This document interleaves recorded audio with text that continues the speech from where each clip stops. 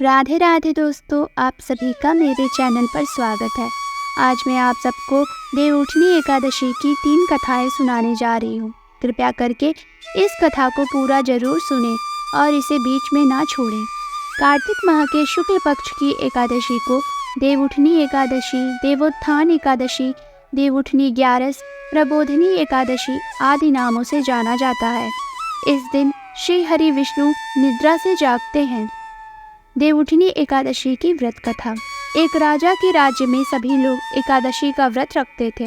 प्रजा तथा नौकर चाकरों से लेकर पशुओं तक को एकादशी के दिन अन्न नहीं दिया जाता था।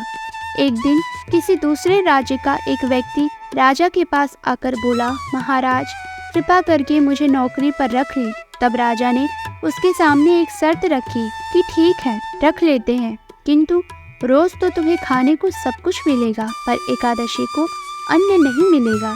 उस व्यक्ति ने उस समय हाँ कर ली, पर एकादशी के दिन जब उसे फलाहार का सामान दिया गया तो वह राजा के सामने जाकर गिड़गिड़ाने लगा, महाराज इससे मेरा पेट नहीं भरेगा, मैं भूखा ही मर जाऊंगा, मुझे अन्न दे दो। राजा ने उसे शर्त की बात याद दिलाई, पर वह अन्न छोड़ने को राजी नहीं हुआ। तब राजा ने उसे आटा, दाल, चावल आदि दिए। वह नित्य की तरह नदी पर पहुंचा और स्नान कर भोजन पकाने लगा। जब भोजन बन गया तो वह भगवान को बुलाने लगा, आओ भगवान, भोजन तैयार है। उसके बुलाने पर पीताम्बर धारण किए भगवान चतुर्भुज रूप में आ पहुँचे तथा प्रेम से उसके साथ भोजन करने लगे। भोजनादि करके भगवान अंतर्धान हो गए तथा वह अपने काम पर चला गया। 15 दिन बाद अगली एकादशी को वह राजा से कहने लगा कि महाराज मुझे दुगुना सामान दीजिए, उस दिन तो मैं भूखा ही रह गया था। राजा ने कारण पूछा तो उसने बताया कि हमारे साथ भगवान भी खाते हैं, इसीलिए हम दोनों के लिए ये सामान पूरा नहीं होता। यह सुनकर राजा को बड़ा आश्चर्य हुआ। वह बोला, मैं नहीं मान सकता कि भगवान तुम्हारे साथ खाते हैं। मैं तो इतना व्रत रखता हूँ, पूजा करता हूँ, पर भगवान ने मुझे कभी दर्शन नहीं दिए। राजा की बात सुनकर वह बोला, महाराज यदि विश्वास ना हो तो साथ चलकर देख लें। राजा एक पेड़ के पीछे छिपकर बैठ गया। उस व्यक्ति ने भोजन बनाया तथा भगवान को शाम तक पुकारता रहा, परंतु भगवान ना आए। अंत में उसने कहा, हे भगवान, यदि आप नहीं आए तो मैं नदी में कूदकर प्राण त्याग दूंगा। लेकिन भगवान नहीं आए। तब वह प्राण त्यागने के उद्देश्य से नदी की तरफ बढ़ा।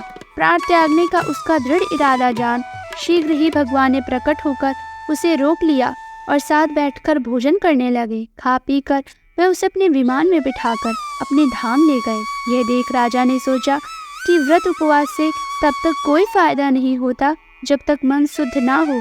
इससे राजा को ज्ञान मिला। वह भी मन से व्रत उपवास करने लगा और अंत में स्वर्ग को प्राप्त हुआ। देवउठनी एकादशी की दूसरी व्रत कथा। एक राजा था, उसके राज्य में प्रजा सुखी थी। एकादशी को कोई भी अन्न नहीं बेचता था, सभी फलाहार करते थे। एक बार भगवान ने राजा की परीक्षा लेनी चाहिए। भगवान ने एक सुंदरी का रूप धारण किया तथा सड़क पर बैठ गए।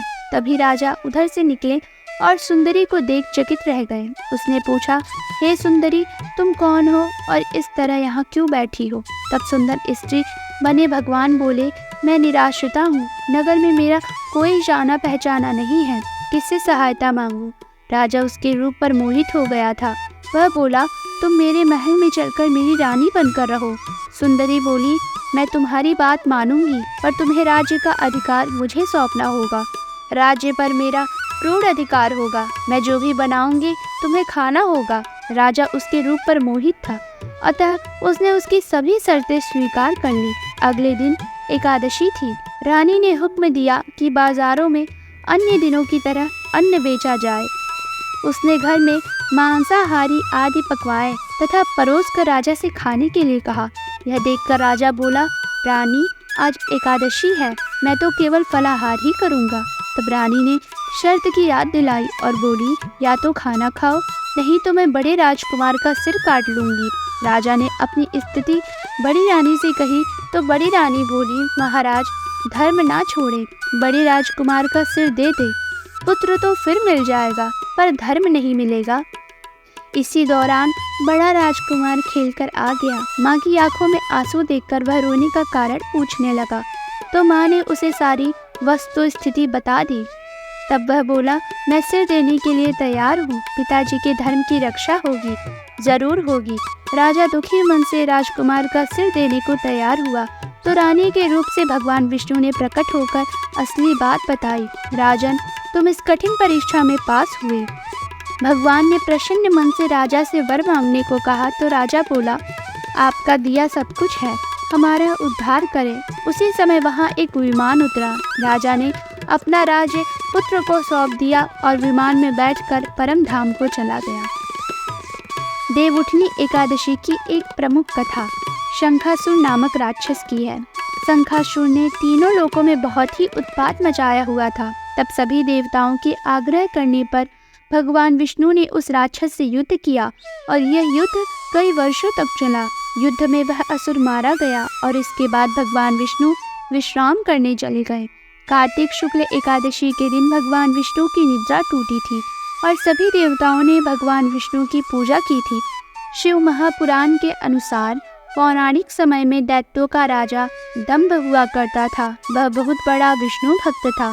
कई सालों तक उसके यहाँ संतान नहीं होने के कारण उसने शुक्राचार्य को अपना गुरु बनाकर उनसे श्री कृष्ण मंत्र प्राप्त किया। यह मंत्र प्राप्त करके उसने पुष्कर सरोवर में घोर तपस्या की। भगवान विष्णु उसकी तपस्या से प्रसन्न हुए और उसे संतान प्राप्ति का वरदान दे दिया। भगवान विष्णु के वरदान से राजा दंभ के यहाँ एक पुत्र ने जन्म लिया। इस पुत्र का नाम शंखचूड़ रखा गया। बड़ा होकर शंखचूड़ ने ब्रह्मा जी को प्रसन्न करने के लिए पुष्कर में घोर तपस्या की। उसकी तपस्या से प्रसन्न होकर ब्रह्मा जी ने उसे वरदान मांगने को कहा।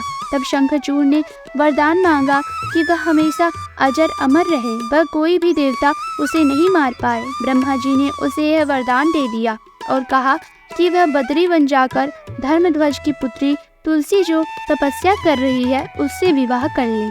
शंखचूड़ ने वैसा ही किया और तुलसी के साथ विवाह के बाद सुखपूर्वक रहने लगा। उसने अपने बल से देवताओं, असुरों, दानवों, राक्षसों, गंधर्वों, नागों, किन्नरों, मनुष्यों तथा त्रिलोकी के सभी प्राणियों पर विजय प्राप्त कर ली। वह भगवान श्री कृष्ण का परम भक्त था। शंखचूड़ के अत्याचारों से सभी देवता परेशान होकर ब्रह्मा जी के पास गए और ब्रह्मा जी उन्हें भगवान विष्णु के पास ले गए। भगवान विष्णु ने कहा कि शंखचूड़ की मृत्यु भगवान शिव के त्रिशूल से ही होगी, अतः आप उनके पास जाएं। भगवान शिव ने चित्ररथ नामक गण को अपना दूत बनाकर शंखचूड़ के पास भेजा। चित्ररथ ने शंखचूड़ को समझाया कि वह देवताओं को उनका राज्य लौटा दे, परंतु शंखचूड़ ने मना कर दिया और कहा कि वह महेश्वर से युद्ध करना चाहता है। भगवान शिव को जब यह बात पता चली तो वे युद्ध के लिए अपनी सेना लेकर निकल पड़े। इस तरह देवता और दानवों में घमासान युद्ध हुआ, परंतु ब्रह्मा जी के वरदान के कारण शंखचूड़ को देवता नहीं हरा पाए। भगवान शिव ने शंखचूड़ का वध करने के लिए जैसे ही अपना त्रिशूल उठाया तभी आकाशवाणी हुई कि जब तक शंखचूड़ के हाथ में श्री हरि का कवच है और इसकी पत्नी का सतीत्व अखंडित है तब तक इसका वध असंभव है। आकाशवाणी सुनकर भगवान विष्णु वृद्ध ब्राह्मण का रूप धारण कर शंखचूड़ के पास गए और उससे श्री हरि कवच दान में मांग लिया। शंखचूड़ ने यह कवच बिना किसी संकोच के दान कर दिया। इसके बाद भगवान विष्णु शंखचूड़ का रूप बनाकर तुलसी के पास गए। यह सुनकर तुलसी बहुत प्रसन्न हुई और पति रूप में आए भगवान का पूजन किया व रमण किया। ऐसा करते ही तुलसी का सतीत्व खंडित हो गया और भगवान शिव ने युद्ध में अपने त्रिशूल से शंखचूड़ का वध कर दिया। तब तुलसी को पता चला कि वे उनके पति नहीं हैं, बल्कि वे तो भगवान विष्णु हैं। क्रोध में आकर तुलसी ने कहा कि आपने छल पूर्वक मेरा धर्म भ्रष्ट किया है और मेरे पति को मार डाला, अतः मैं आपको श्राप देती हूँ कि आप पाषाण होकर धरती पर रहें। तब भगवान विष्णु ने कहा, देवी तुम मेरे लिए भारतवर्ष में रहकर बहुत दिनों तक तपस्या कर चुकी हो। तुम्हारा यह शरीर नदी रूप में बदलकर गंडकी नामक नदी के रूप में प्रसिद्ध होगा। तुम पुष्पों में श्रेष्ठ तुलसी का वृक्ष बन जाओगी और सदा मेरे साथ रहोगी। तुम्हारे श्राप को सत्य करने के लिए मैं पाषाण शालिग्राम बनकर रहूंगा। गंडकी नदी के तट पर मेरा वास होगा। देव प्रबोधनी एकादशी के दिन भगवान शालिग्राम व तुलसी का विवाह संपन्न कर मांगलिक कार्यों का प्रारंभ किया जाता है। हिंदू धर्म मान्यता के अनुसार इस दिन तुलसी शालिग्राम विवाह करने से अपार पुण्य प्राप्त होता है। तो ये रही देवउठनी एकादशी की व्रत कथा। अगर आपको हमारी ये वीडियो पसंद आई हो तो हमारे चैनल को लाइक, सब्सक्राइब और शेयर करें और कमेंट सेक्शन में राधे राधे ज़रूर लिखें।